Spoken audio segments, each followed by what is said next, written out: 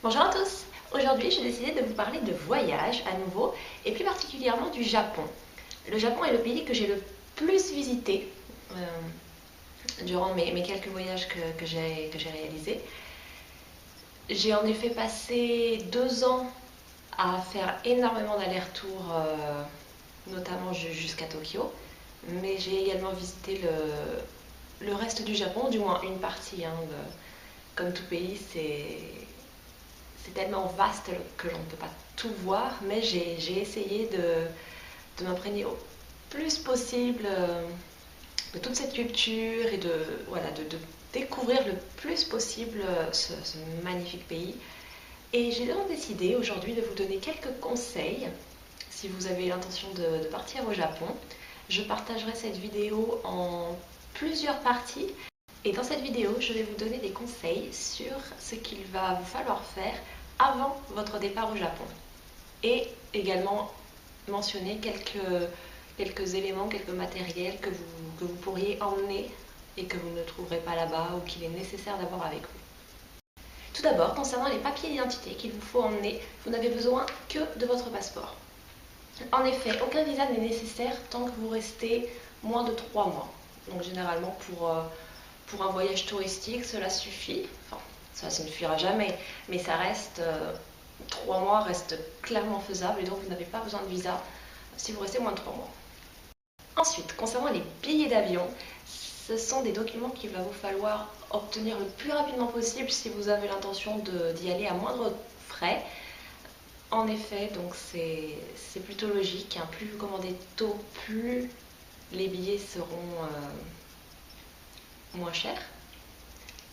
C'est ce que j'ai fait à certains moments, c'est ce que je n'ai pas fait à d'autres et j'ai remarqué la différence. Pour vous donner un ordre d'idée, j'ai déjà pris un billet à la fin du mois de décembre pour février et je l'ai eu à 860. Voilà, donc sur Air France. Et pour un billet pris à l'avance, donc voilà, j'ai déjà pris un billet à peu près 6 mois à l'avance, 6-7 mois à l'avance pour un été. Donc période où le Japon est plutôt visité. Hein. Voilà, le billet m'a coûté à peu près 600 euros. Donc vous voyez qu'il y a une différence de 200 euros. Ce n'est pas négligeable du tout. Hein, il n'y a pas de petite économie. Et là, c'est une grosse économie. Donc il faut d'autant plus y réfléchir. Après, en ce qui concerne les compagnies, pour ma part, je n'ai pas de compagnie à déconseiller. J'en ai testé plusieurs. J'ai testé Air France, qui est appréciable tant qu'elle ne fait pas grève. J'ai testé Japan Airlines, que j'apprécie énormément pour le coup. Ils sont vraiment très à vos petits soins et c'est adorable quoi. Les serviettes chaudes quand on arrive, c'est bon. C'est des petits plus qui font que l'on apprécie une compagnie. J'ai également testé Aeroflot, donc c'est la compagnie russe. C'est une compagnie qui effraie beaucoup les gens normalement. Il ne m'est jamais arrivé aucun problème avec cette compagnie. Je suis toujours arrivée à l'heure, je ne suis définitivement pas morte. Et voilà, je pense que vous pouvez y aller avec confiance. Bien sûr, il ne faut pas s'attendre à grand chose, hein. C'est une compagnie très peu chère par rapport aux autres compagnies.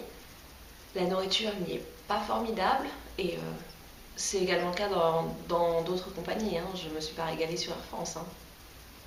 Mais voilà, bon, c'est une compagnie où les sièges sont assez petits si vous voyagez en classe économique. Il n'y a pas forcément des télés individuelles. En fait, ça dépend vraiment des avions et des horaires que vous prenez. Hein. J'ai eu des avions sur Aeroflot où j'avais ma télé individuelle, qui marchait ou non, parce que je suis une poisseuse de service, donc ça, je crois que ça dépend même pas de la compagnie, ça dépend de moi. Et il y a eu d'autres fois où on a eu un vieil avion où il y avait une seule télé, placée en plein milieu, au bout de la rangée, un vieux film en russe sous-titré japonais, je crois, enfin, le gros délire. Mais donc voilà, au niveau des compagnies, j'en ai pas à conseiller. Bon, clairement, si vous avez les moyens de vous prendre des compagnies telles que Qatar Airlines ou ce genre de choses, je vous les conseille. Mais sinon, il n'y a pas vraiment de problème avec les compagnies. J'ai perdu un bagage une fois avec Aeroflot, mais clairement, je suis à peu près persuadée que ce n'était pas la faute d'Aeroflot. C'est l'hôtesse d'accueil à Tokyo qui a oublié de coller un papier en fait sur ma valise disant que ma valise ne restait pas à Moscou, mais devait rejoindre également Paris. J'étais très crevée et je l'ai réalisé qu'après coup qu'elle ne m'avait pas mis ce document sur ma valise. Et bon, j'ai pas été suffisamment prudente, j'ai pas redemandé et elle, clairement, a oublié de mettre le papier. Si l'on reste dans les transports et que vous avez l'intention de voyager à l'intérieur du Japon, je vous conseille de vous commander une carte spéciale. C'est un JR Pass. Il y a un site internet sur ça, donc jrpass.fr.com. La version française est très bien expliquée, il n'y a aucun problème. Il s'agit donc d'un pass qui vous permet, pendant une certaine durée, donc c'est vous qui choisissez la durée que vous voulez utiliser, donc c'est 7 jours, 14 jours ou j'imagine 21 jours. Personnellement j'avais pris 14 jours. Et pendant cette durée, en fait, vous ne payez pas vos transports JR, sur les lignes JR, c'est-à-dire qu'ils ont plusieurs lignes ferroviaires. Les métros sont considérés également comme des lignes ferroviaires. Donc tout ce qui relève de la ligne JR est gratuit tant que vous avez ce pass. Donc ce pass est assez onéreux à la base. Et il coûte presque 300 € pour 15 jours. Ce qui est cher mais qui fait une grande économie quand vous savez que par exemple un aller-retour Tokyo-Kyoto peut revenir à peu près à 200 €. Le prix de leur train est vraiment abusé. D'ailleurs, leurs trains sont merveilleux. Il y a énormément de place pour les jambes. Tout est très frais ou très chaud l'hiver. C'est vraiment agréable de voyager avec eux. C'est rapide, c'est fluide, il n'y a pas de retard. Vous partez à la minute, non que dis-je, à la seconde près. Indiqué sur votre billet, ça change énormément de la France. Donc voilà, ce pass est très intéressant. Je vous envoie au site officiel, donc jrpass.fr, je mettrai le lien dans la barre d'information. Allez-y, tout y est expliqué beaucoup plus clairement et c'est un pass qu'il faut obtenir avant d'arriver au Japon. Il vous faut l'acheter donc sur internet en France, vous le payez donc en France, mais vous allez le retirer une fois arrivé à l'aéroport à Tokyo, l'aéroport de Narita. Et encore une fois, tout est expliqué sur leur site, c'est vraiment très clair, il n'y a aucun souci. Et c'est une grande économie si vous avez l'intention de voyager à l'intérieur du Japon. D'autres réservations peuvent également être accomplies avant votre départ et je parle notamment du logement. En effet, je vous renvoie à ma vidéo postée il y a peu de temps sur les différents endroits où vous pouvez dormir à l'étranger. Et vous pouvez dès lors réserver à l'avance votre logement, sachant que certains, par exemple les auberges de jeunesse demandent une réservation seulement un mois à l'avance, mais d'autres peuvent permettre une réservation beaucoup plus de temps à l'avance et dans certains cas, il y a des offres, des promotions, donc il faut vraiment bien regarder tout ça. Et voilà, le plus important je pense est de bien préparer son départ et une fois là-bas être vraiment tranquille, juste arriver, payer. Et voilà, c'est fini. En ce qui concerne l'argent, il va vous falloir donc changer vos euros en N.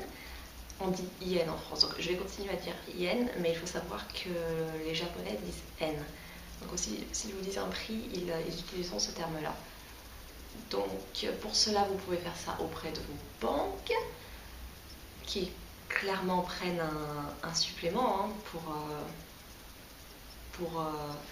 pour mettre vos euros en Yen. Il y a également la possibilité de le faire à la poste, qui a souvent un taux de change un peu plus intéressant. Une de mes amies avait un compte à la poste et je sais que je passais par elle pour changer mes euros. Et sinon, il y a des bureaux de change. Donc si vous êtes sur Paris, ça peut être très intéressant. Il y a Lies Change ou quelque chose comme ça. Il faut vraiment se renseigner. Si vous êtes sur Paris, il y a des bureaux de change avec des taux très intéressants, les plus intéressants de France. Pour ma part, quand je partais au Japon, je n'étais pas sur Paris. Aussi, j'ai j'ai été les changer à la poste. Vous pouvez éventuellement les changer au Japon, mais je ne le conseille pas, ça reste cher, notamment à l'aéroport. Hein. Ne changez pas votre argent à l'aéroport, hein. Ils se prennent un taux complètement abusé. Il faut savoir qu'au Japon, ils utilisent pratiquement que de l'espèce. Je sais que c'est étrange parce que c'est un pays qui est très développé sur le plan technologique notamment, mais ils utilisent peu la carte bancaire. Tout se fait en billets et en pièces, et ça peut être étrange pour nous, Français qui sommes habitués à utiliser beaucoup la carte bancaire. Vous pouvez retirer de l'argent auprès de certaines banques ou certains petits supermarchés. Seulement certaines cartes, hein, donc les visas, il me semble, ma carte est une visa, donc je sais que j'ai pu retirer là-bas. Ce n'est pas le conseil que je vous donnerais parce que, à nouveau, le taux de change est très élevé. Mais il faut savoir que vous avez toujours la possibilité de le faire et c'est vrai que c'est rassurant de pouvoir se dire qu'en cas de gros pépin, de vol ou autre, la carte bancaire est acceptée au Japon. Sachant que les vols ne sont pas une chose très commune là-bas. Hein. Je n'ai jamais été volée ou agressée, donc non, c'est plutôt rare en fait. Hein. Vous n'avez pas forcément à stresser comme dans le métro de Paris, comme un dingue en évitant les pickpockets. En ce qui concerne la somme à amener, je ne peux pas parler pour vous. Ça dépend vraiment du temps que vous restez, de la manière dont vous allez voyager, c'est-à-dire le style de logement où vous allez dormir, les activités que vous avez l'intention de faire, les visites ou les sorties, les bons restaurants.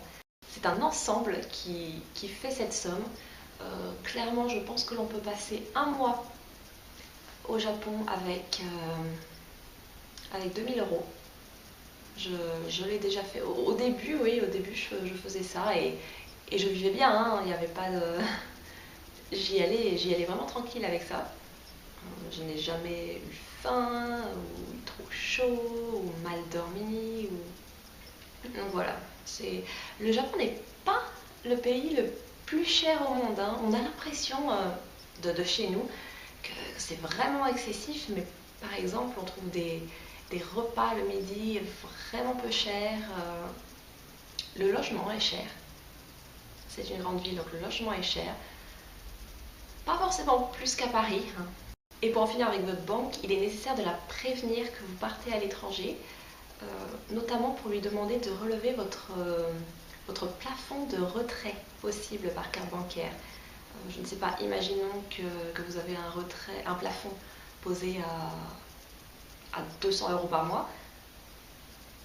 Demandez clairement de remonter le plafond à 2000 €. Moi, je sais que j'avais fait quelque chose comme ça, avec des prix un peu différents, mais ça, c'est ma vie privée. Et ça s'est révélé nécessaire. D'ailleurs, en fait, mon plafond actuellement est toujours relevé à une forte somme. Hein. Bon, c'est resté comme ça. Je l'ai demandé une fois, maintenant c'est resté. Donc, je préfère. Hein, non. Comme ça, je sais qu'on ne m'interdira pas de retirer une somme trop importante.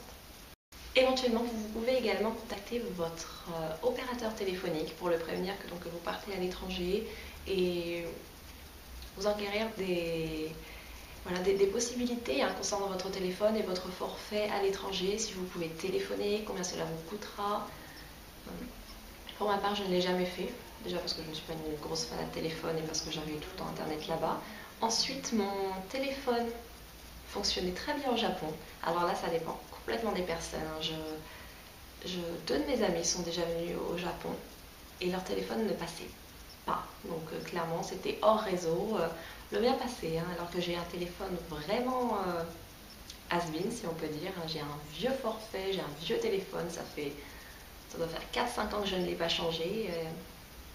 Mais il fonctionne au Japon. Comme quoi. Par contre, je sais que les iPhones, il faut faire très attention avec ça si vous en êtes possesseur.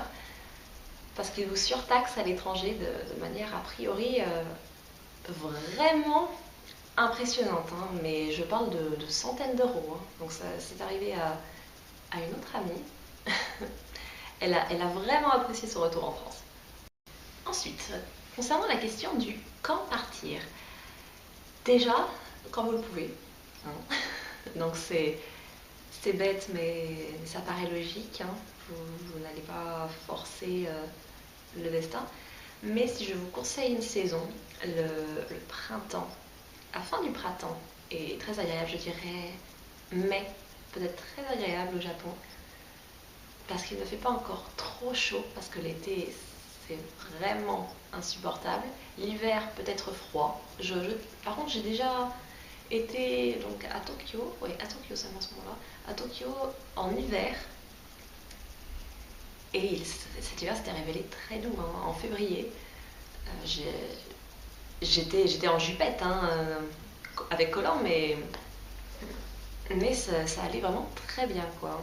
Tant que vous êtes à peu près couvert, ça peut passer. Mais bon, chaque saison change, hein. Donc le printemps est une saison que je conseille déjà parce qu'il y fait plutôt doux.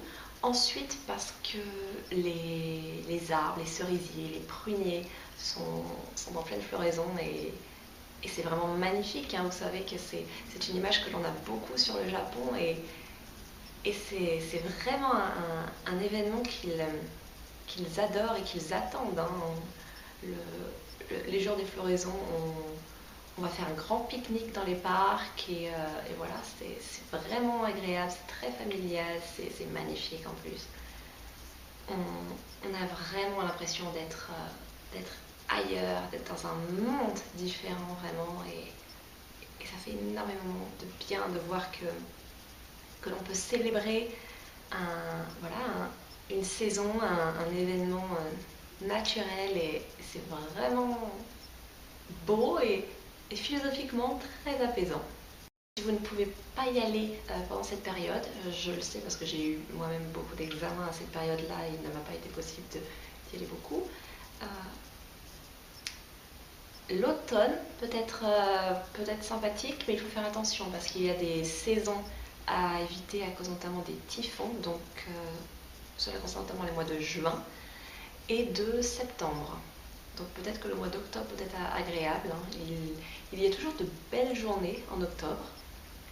Si vous n'avez pas peur du chaud, vous pouvez y aller l'été. J'y suis énormément y aller l'été parce que je suis une accro à la chaleur. Mais il faut savoir que le Japon a un été vraiment très asiatique, c'est-à-dire que c'est très très chaud. Mais vraiment chaud, hein, pas une chaleur qu'on pouvait avoir en France, hein. C'est une canicule perpétuelle et en plus c'est extrêmement humide. Donc clairement vos cheveux raccourcissent ça. Vous êtes collant dès que vous sortez de votre douche. Vous en faites d'ailleurs 5 par jour et ça ne change rien. Mais si vous n'êtes pas trop sensible à la chaleur, c'est tout de même appréciable, hein, d'être tout le temps sous le soleil, hein, parce que je sais que dès que j'y suis allée l'été, je n'ai quasiment jamais eu de pluie, hein, et pendant des mois, ça fait énormément de bien d'avoir un vrai été et de ne pas être en jean au mois de juillet, quoi. Donc voilà, si vous pouvez tenter le printemps, sinon faites comme vous pouvez et en fonction de vos capacités à supporter ou le froid ou le chaud, humide. Une autre chose à penser concerne les visites. En effet, certaines visites sont à réserver à l'avance, donc depuis la France, par internet. Je pense notamment au musée Ghibli. Je n'y suis moi-même jamais allée parce que je ne suis pas très intéressée par ce monde, le monde des animés ou de Miyazaki et autres. Mais je sais qu'énormément de touristes aiment visiter ce musée et pour cela il va vous falloir vous réserver votre visite plusieurs mois à l'avance il me semble sur internet avant votre départ. Donc vérifiez bien les visites que vous avez l'intention de faire. Faites un planning en fait, rien ne vaut un réel planning. Et voilà, listez vos visites et vérifiez s'il n'y a pas de place à réserver à l'avance. Un petit indice concernant tous vos papiers, donc à la fois d'identité, vos documents relatifs à vos réservations d'hôtel, de visite ou autres. Scannez, numérisez-les tout le temps et mettez-les sur une clé USB, histoire de les avoir tout le temps avec vous. Je sais que j'ai toujours mes documents importants avec moi sur une petite clé. Voire même, un autre conseil que je peux vous donner est de vous les envoyer sur votre boîte mail. C'est-à-dire comme ça que dès que vous avez un accès Internet, vous avez accès à vos documents. Et en cas d'absence Internet, vous avez votre clé. Donc c'est vraiment pratique, mais je pense que ça peut vraiment vous aider en cas de, je ne sais pas, de perte de vos documents ou autre, toujours scanner. Ensuite, concernant les choses à amener, je vous conseille, et je pense qu'il est important d'amener vos médicaments, ainsi que si vous l'avez, l'ordonnance de ce médicament, parce que les pharmacies sont très différentes au Japon qu'ici. Il n'y a pas du tout les mêmes médicaments. Donc, je ne sais pas, pour les femmes, votre pilule, amenez-la. Hein. Des fois, ils ne la laisseront pas passer. Mais je ne sais pas, ayez votre ordonnance et ça devrait bien passer. Mais ne comptez pas sur le fait qu'ils vont avoir vos médicaments habituels dans leur pharmacie. Hein. Donc, je vous conseille tout ce qui est ibuprofène, voilà, votre pilule, des médicaments autres, emmenez-les. C'est important. On ne sait jamais. Je n'ai jamais eu à aller en pharmacie, il me semble, pour aller chercher des médicaments, mais je vous le conseille. Ensuite, si vous êtes accro à la technologie, que vous avez un téléphone, un ordinateur, un iPad, un appareil photo à recharger, il va vous falloir un adaptateur. Donc ça coûte moins de 10 euros, hein, donc vous en trouverez dans tout ce qui est magasin spécialisé bricolage ou voire même en grande surface. Hein. Je pense que Carrefour, Leclerc, Intermarché, j'ai dit suffisamment de marques. Je pense que c'est bon. Je pense qu'ils en vendent, hein. Donc vous voyez, hop, comme ça, parce que eux ont des prises comme ça. Donc ce n'est pas les nôtres. Dans certains hôtels, ils ont déjà des adaptateurs, mais je sais que dans les maisons, j'ai envie de dire maisons de retraite, dans les auberges de jeunesse, ils n'en ont pas. Donc ayez toujours un adaptateur, ça vous tiendra une vie. Hein. Ça marche également dans d'autres pays. Il me semble qu'aux États-Unis, c'est le même adaptateur.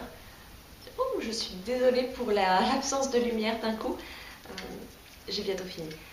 Et finalement, je vais vous donner le plus gros conseil qu'il puisse avoir, c'est de vous organiser et de surtout bien préparer le terrain. C'est-à-dire que ne perdez pas du temps au Japon à vous dire alors qu'est-ce que je vais faire au petit déjeuner quand vous allez perdre 1 heure à faire ça. Et j'ai envie de dire, bon, vous n'avez pas payé, travaillé autant pour vous payer un si beau voyage pour ne pas savoir quoi faire et pour perdre du temps tous les matins à rechercher vos activités à venir.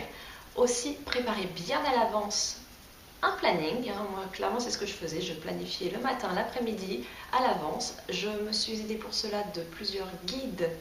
D'ailleurs, je vais vous montrer mon système. Pour ma part, j'utilise toujours 3 guides. Donc, je suis quelqu'un d'assez extrême. Hein. Je suis à peu près persuadée que vous pouvez organiser un voyage avec un seul guide. Mais bon, j'explique ma manière de faire. Donc tout d'abord, j'ai un gros guide. Donc celui-ci est un guide Hachette, hein, c'est un guide bleu du Japon. Je l'ai beaucoup aimé. Il est assez lourd, donc clairement, je ne l'ai amené qu'à un seul de mes voyages, je crois, mais je l'avais beaucoup lu avant. Alors ça, c'est un guide, c'est le genre de guide, vous savez, vous avez l'histoire, la nourriture, vous avez vraiment 100 pages réservées à autre chose qu'aux visites. Hein. C'est un guide sur tout le Japon, donc pas uniquement sur Tokyo. Donc je conseille d'avoir un guide sur le pays, en gros. Donc si vous voulez voilà, en découvrir un peu plus sur la culture, sur beaucoup de visites, vous voyez le guide, sur certains guides, il y a des notes donc de villes à visiter. Clairement, il ne faut pas suivre tous les avis. Hein. Je suis déjà allée à des endroits qu'ils ont conseillés et c'était chiant à mourir.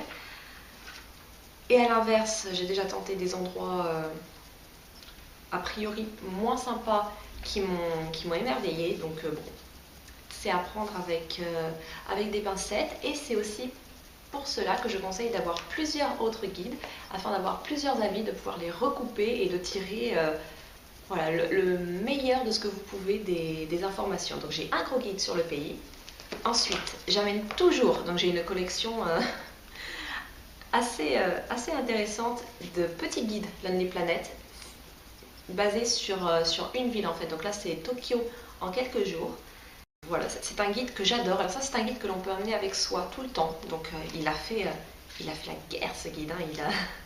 C'est vraiment génial. J'aime énormément ces petits guides. Il y a des informations sur les visites, les endroits où sortir le soir, des restaurants. Il vous donne en plus une petite carte, donc vous voyez à la fin que l'on dégrafe, hein.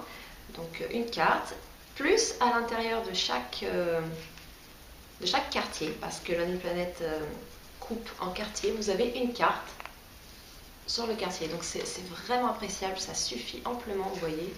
Hop, c'est quand même assez détaillé, hein. Et donc un petit guide Lonely Planet, en plus d'un gros guide sur le Japon. Le seul inconvénient, c'est que Lonely Planet est donc le guide, je pense, le principal guide au monde. Aussi, énormément de personnes ont ces petits livres et ont donc les mêmes adresses que vous, et il peut vous arriver de vous retrouver dans des restaurants avec uniquement des touristes, alors que c'est censé être le petit restaurant typique à la mode, machin, bidule chouette. Donc bon, c'est l'inconvénient principal. Et généralement, je prends un troisième guide. Donc celui-ci est sur New York, hein. Je ne trouve plus celui sur Tokyo. Je suis à peu près persuadée que j'ai dû le laisser chez quelqu'un. Donc bon, c'est pas grave, j'irai le reprendre à un moment donné. Donc je prends un troisième guide pour en fait confronter les différentes opinions et faire vraiment et retirer le meilleur de tout ce que je peux. Là, je n'ai pas d'édition principale, donc comme vous voyez, j'aime bien prendre un gros Hachette, un petit Lonely Planet, et pour la troisième édition, je change, en fait, je varie, je teste. Et ça peut prendre la forme de guide, par exemple les 10 monuments à voir. Vous savez, ils ont un livre comme ça, je ne sais pas chez qui, peut-être également Hachette, hein, je ne suis pas... peut-être également Hachette. Donc voilà, où ils font des top 10, des restaurants, des quartiers, des monuments, des tableaux et autres. Donc ça peut être assez intéressant. Et je pense que voilà, le but c'est vraiment de se préparer, chacun à sa manière, hein. Je ne vous dis vraiment pas d'acheter 3 guides comme moi sur chaque pays, parce que tout simplement déjà c'est onéreux et en plus ce n'est peut-être pas utile, hein, sachant qu'il y a d'autres moyens. Il faut également faire des recherches sur internet, sur les forums de voyage, lire aussi des blogs, voir des vidéos de personnes racontant leur aventure, s'ouvrir en fait à tout ce qui peut vous apporter de quoi faire de votre voyage le meilleur voyage possible. Voilà, c'était donc mes conseils pour vous préparer avant votre départ au Japon. J'espère que cela vous aura intéressé. Si vous avez des questions, n'hésitez pas à les poser. Je suis toujours prête à répondre. Et n'hésitez pas à me parler de votre voyage, de comment cela s'est passé. Et je serai heureuse d'en entendre plus. Bon voilà, je vous dis à bientôt. Je vous retrouve dans quelques jours. Et en attendant, je vous souhaite une bonne fin de journée. Au revoir!